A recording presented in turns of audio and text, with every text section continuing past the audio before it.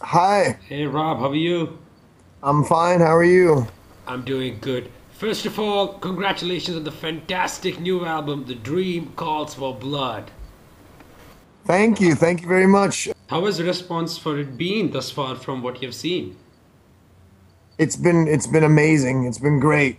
Uh huh. You know, yeah, very positive response so far. People are digging it, and we're digging it. And first tour went great. So far so good. That's amazing. Found a lot of people praising the album and actually calling it as a thrash metal album of the year. That's that's wonderful to hear, especially even coming from all the way on that part of the world. Absolutely. Now, this the new album Dream Calls for Blood is certainly the band's strongest work since your influential debut. Was this a result of honing your sound progressively after your reunion across albums, or was it a conscious effort to achieve a certain cohesiveness with your signature sound? I think it was both, really. Mm-hmm. Yeah, I mean, definitely a natural progression, and when you just keep on working at something, I'd imagine, you know, you would craft your thing better. The more you Right. you work on it, and the experience you gain, and learn from your experiences and your mistakes, and things like that, as True. well as having a conscious mindset and a focus, and especially all the way across the entire band, and Mm-hmm. a strong focus, everyone on the same page about what we wanted to create and what we wanted to do with our Right. music. So yeah, definitely. Wonderful. Now, the engineers, producers, and other staff that were involved in Relentless Retribution seem to have come back to the band for the inception of the latest album. Uh, how did the band manage to retain the very same staff, and were they brought back because of the success of Relentless Retribution? Yes, I mean, the experience that we had in the process of Relentless Retribution was a very, very pleasant experience, and a really efficient working situation as far as the chemistry we had. And we ended up to make good friends with the guys over there, and especially with Uh-huh. Jason. And so when we wrote, this album, we just thought it was an easy choice to want to go for part two with the Uh-huh. same team. It just made sense because we liked how the last album turned out, and we just thought with the material that we wrote for this album, we wanted to that would give it some kind of continuity with the last album, which we were looking for, because we sort of consider this album a bit of a part two to the Oh, last one. all right, right. That's great. Yeah, so it gave it the albums have a similarity to them, but yet the difference, but the part that is similar that occurred by using the same team. And also we were able to, now that we knew each other a lot better from working the first time, and we've Right. remained friends throughout the years. We've been in touch, and we've seen each other many times throughout the time. So we were excited to do this next album because we knew we could take it another level further. No, that's amazing. Now your dizzying solos on Fallen, Left for Dead, Caster of Shame. Oh my God, there are so many songs. Are are Man, thanks. are filled with at least 20 notes dropped per second. Yeah, there's a lot of notes in there, that's for sure. Is very much of a challenge for me to relearn the solos to play them live, is what the was where the main the next challenge was. Where I'm at right now, even still, I have to practice a lot to be able to play them live because they're so new to me. But I just wanted to basically, like everything else about the album, when it came to the solos, I especially wanted to push myself to create most interesting, but yet catchy to my ear, at least, Right. but just keeping it in my style, but trying to push myself further, even as an individual musician and a guitar player, and definitely in the solos, in the writing of the solos, and the execution of them, there's as much feeling as you can throw down when you're putting them down. Right. But I spent a lot of time working out the solos on this album, and it's nice that it's noticed, because I didn't get to spend on some of our other albums due to the compromise of time and budget and time, mostly time. Sometimes my solos, I felt I had to compromise in the end of the day. Even though I'm happy with them, but still, I just knew that with more time spent, I could have taken them further, and that's what happened with this album. So some of these solos took a long time for me to work out, because I just tried really a lot of different ideas, reworking parts and stuff to get it to where I was really happy with it. So yeah, I'm very happy with solos on this album. Plus, working with Jason Sukoff, he's an amazing guitar player. So he really pushes my guitar playing, and definitely the solos. Wonderful, especially the spectacular outro to Territorial and Strict Bloodlust. It flares with your Electric Magma. Oh, thanks, man. I like how you word that too. Appreciate it. Well, what was Nick, as a producer? What does he bring to the table in order to achieve the desired Death Angel sound? He brings a lot to the table in his own crazy way. He's like, for one thing, he's more on the cutting edge of technology and recording technology, definitely. So for one thing, he brings all of that to the table, because it's his studio there, Audio Hammer Studios, and he's constantly improving the studio and upgrading it. Like, the studio is massively upgraded compared to the studio that we recorded Relentless Retribution. It was the same studio, just the equipment, everything was totally killer in there.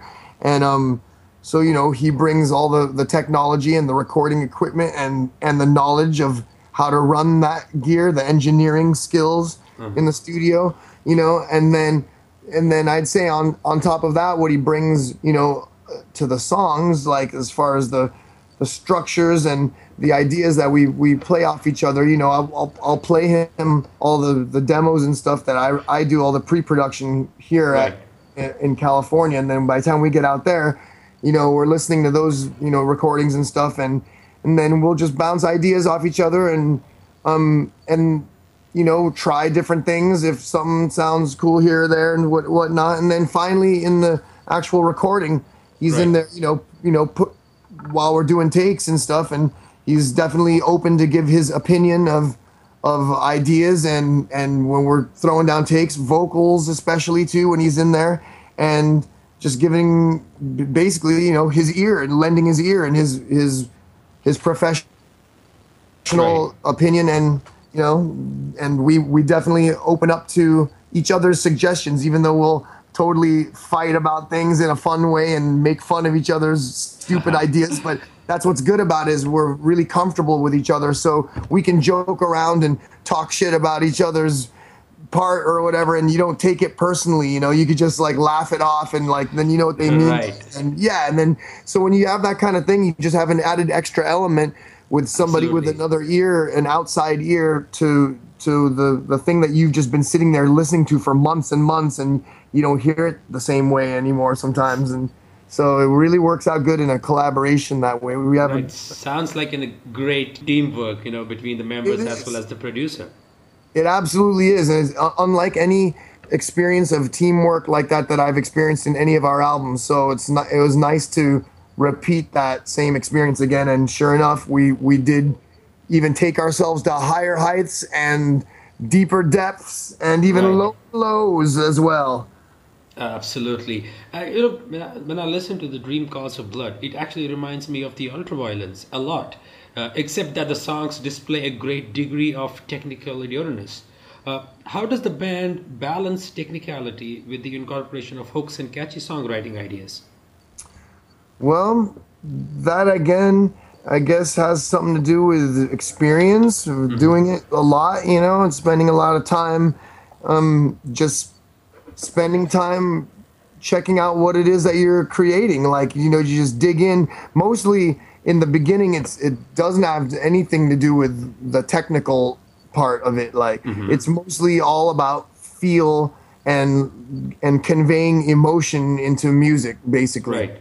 And then once the basic part has been created, then it's kind of like going back over it again and detailing it. So you start going back in there, and then like I start picking up apart the riffs or something like and making it more complex or where it needs to go, and like basically little by little making it more and more complex kind of and more in depth. And then especially when the other instruments start coming in, it takes it to another level, because Damian's like he's a really amazing basically like in the schooled area of musicianship. He's probably like the most musician out of our whole band. So he knows a lot about theory and stuff like that. And when he starts putting his bass lines down, he'll have like various different choices of bass lines to throw down over parts. It opens up more, things. Like it opens up more colors in the sound, which leads to expanding the sound even more. So it's kind of like evolving and expanding from the basic. Right.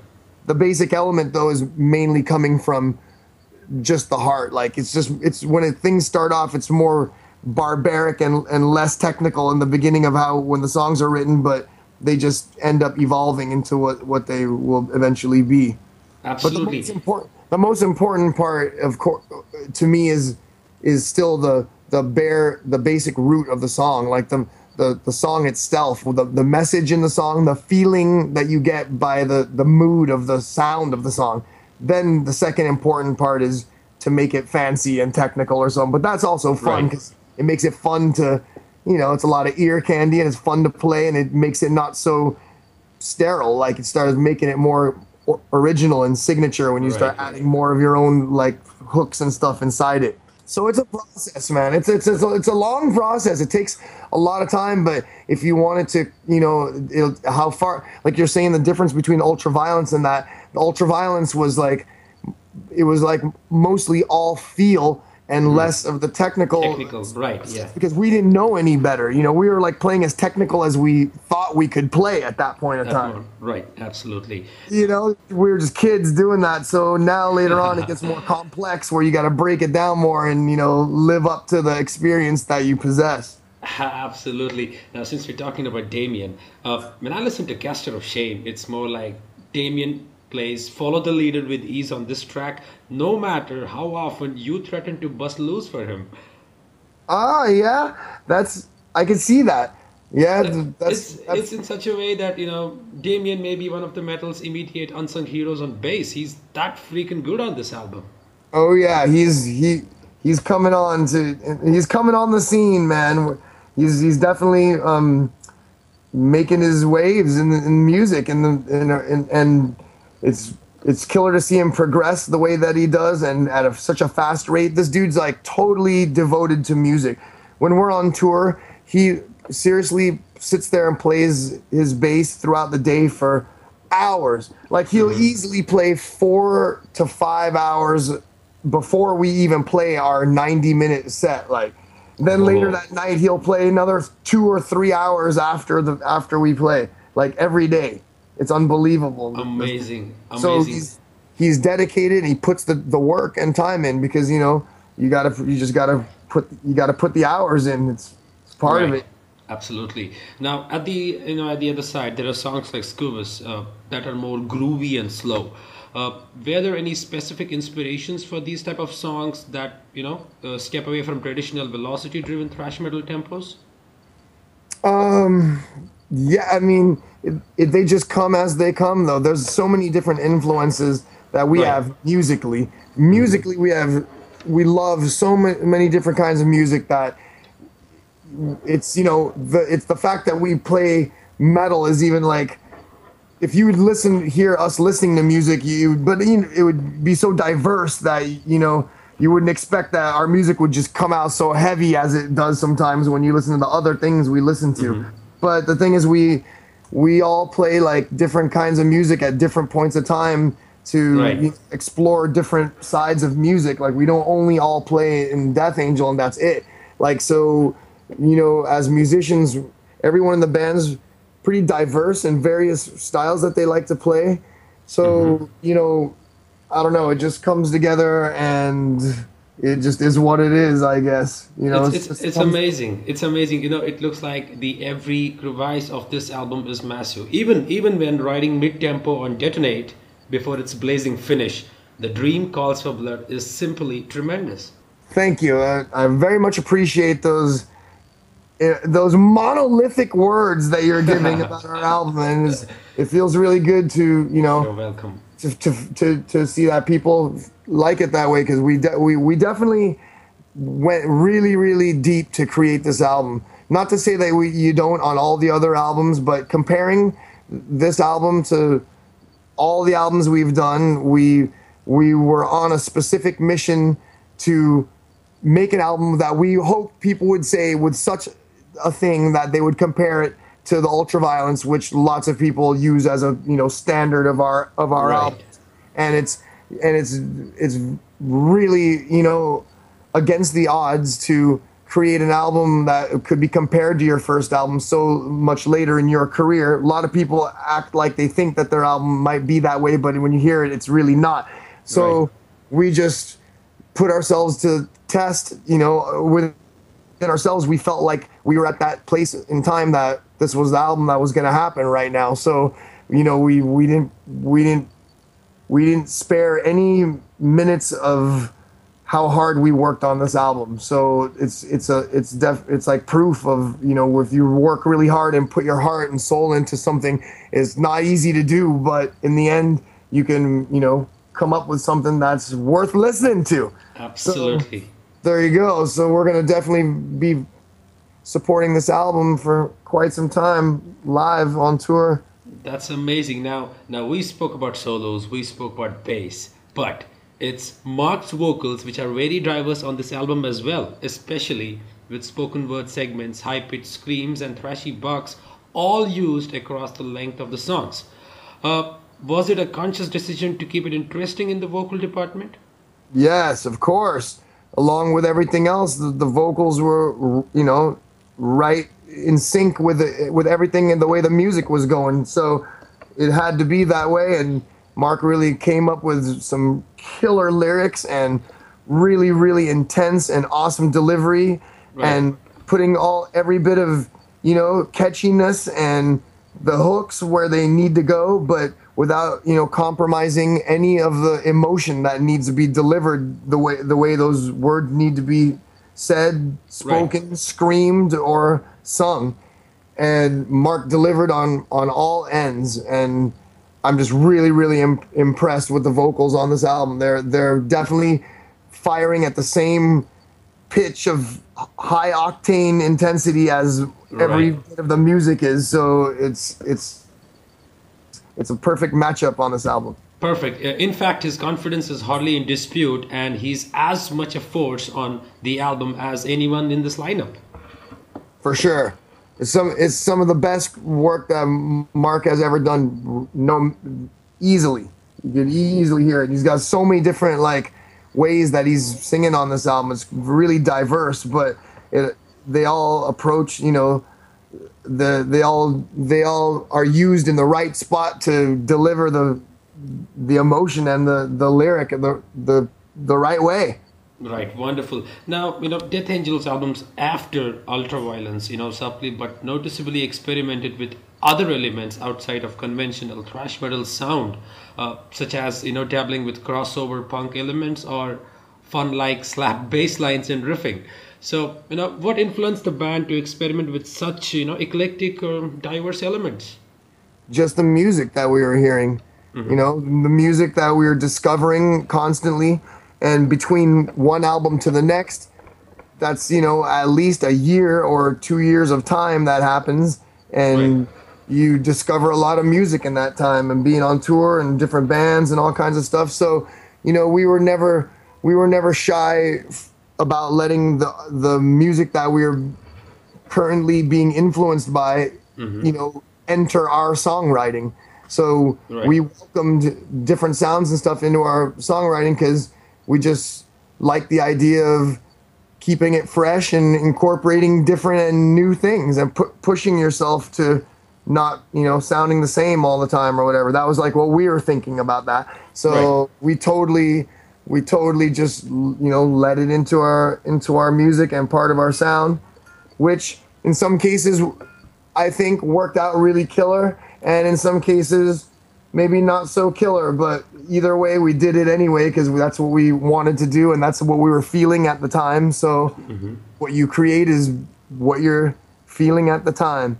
So, we're not doing that much of that diverse mix up into our music right now. Like especially the last two albums are really much more straightforward metal thrash albums. Yes.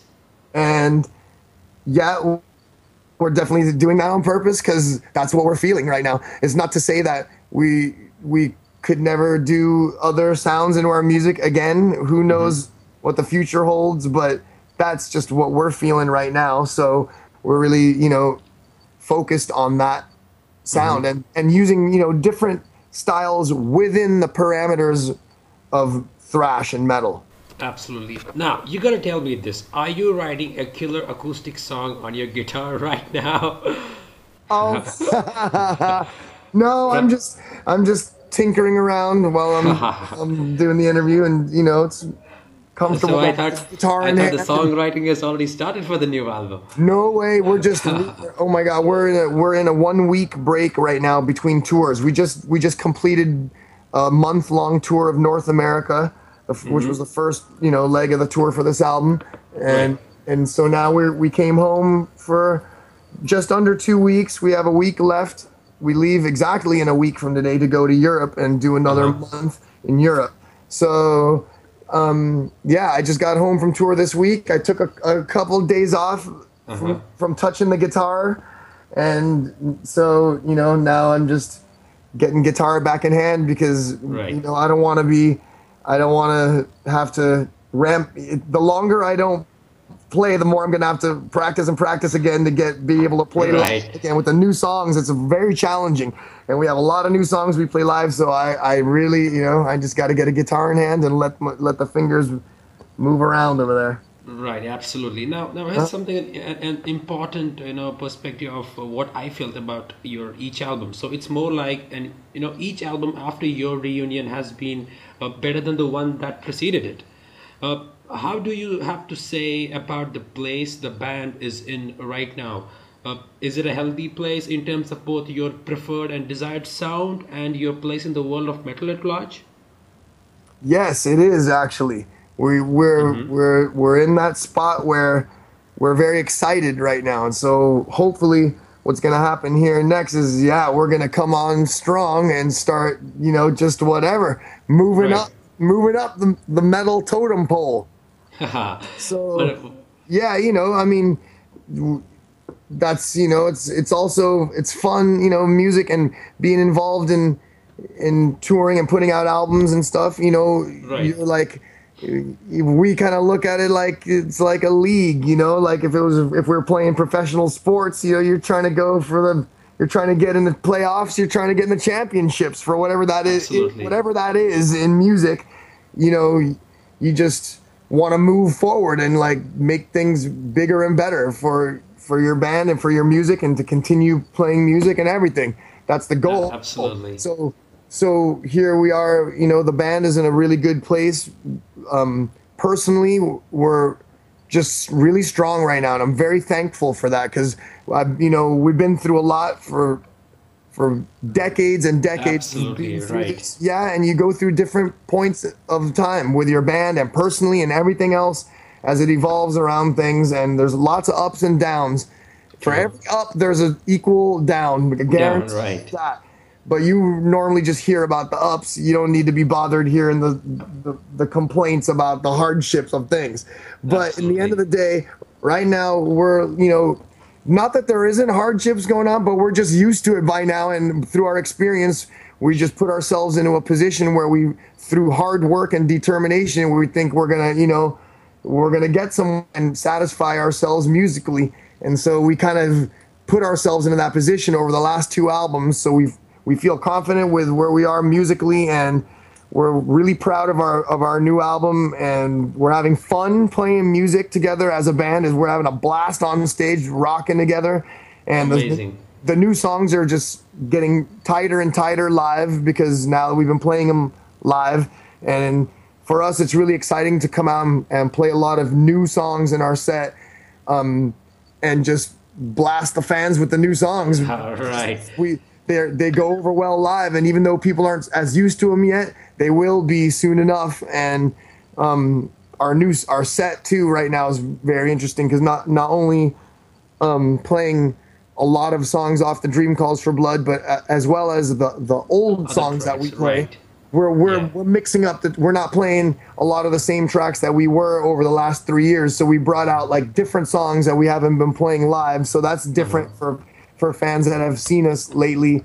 There's a lot of different songs now in our set that if you've seen us in the last year, we switched up our set multiple times. Because even before this, we were touring, we were doing the Ultraviolence set in its entirety for like the last few months before we went to record the album. I don't know if you knew that, but it was the 25th anniversary of the Ultraviolence. So absolutely right. Yeah, so we celebrated that by re-releasing the album, and then our set live was doing the whole Ultraviolence album from beginning to end. So we did that for like a couple tours, and that also must have affected the writing for this album, because since we were playing the Ultraviolence live every night, so it kind of gives that vibe. Yeah, we're writing at the same time, and that influence was creeping in and stuff. So it all worked out in such a cool way like that. So now, we played Ultraviolence live a lot. So now we're not playing as many songs off that, but we're playing a lot of songs off the new album, which, it has the same effect kind of as the Ultraviolence songs because they're extremely heavy, fast. Absolutely. So, yeah, it's pretty good. We're pretty excited. We're coming out with our new tour in 1 week, bro. 1 week, right. Amazing. Yeah.